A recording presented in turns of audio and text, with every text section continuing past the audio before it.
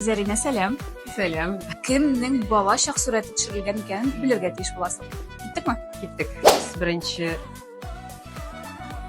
Bu вообще жеңіл. Yok, на самом деле ауыр деп әйтесің. Что-то таный алмыйм. Фирдус, что ли? Фирдус Тимаев? Дөрес. Да. Так, үлем. Путин? Әйе. Шынлап. Bu татар кешісі ме? Юк, Дженнифер Лопес. Дженнифер Лопес ме? Дженнифер Лопес менің яраткан актрисаларның берсе. Дальше барабыз. Тагын да авыррак табырга ярамыйдыр иман. Николай Басков. Дөрес. Алга таба барабыз җәмәгать.